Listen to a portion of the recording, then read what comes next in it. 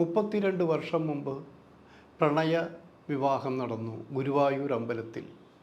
അത് ജയറാമിൻ്റെയും പാർവതിയുടെയും പ്രണയ വിവാഹമായിരുന്നു. രണ്ടുപേരും ഒരേ മതത്തിൽപ്പെട്ടവരാണെങ്കിലും രണ്ട് ജാതിയിൽപ്പെട്ടവരായിരുന്നു ഇരുവരും എന്നാലോചിക്കണം.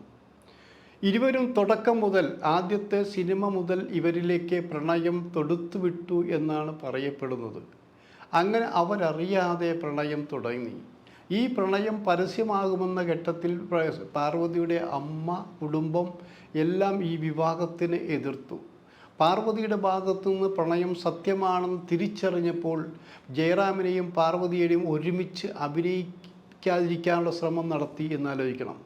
പാർവതിയെ ബുക്ക് ചെയ്യാൻ വരുന്നവരോട് പാർവതിയുടെ അമ്മ ചോദിക്കുമായിരുന്നു, നായകൻ ജയറാമാണെങ്കിൽ എൻ്റെ മകൾ അഭിനയിക്കില്ല എന്ന്.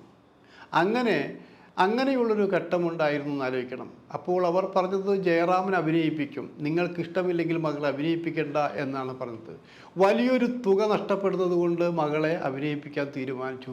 ഒരു നിഴൽ പോലെ മകളുടെ പുറകെ അമ്മ നടന്നു എന്നാലോചിക്കണം. ജയറാമിനോട് സംസാരിക്കാൻ പോലും, സെറ്റിൽ സംസാരിക്കാൻ പോലും ഒരു നിമിഷം പോലും അവർ അനുവദിച്ചിരുന്നാലായിരിക്കണം.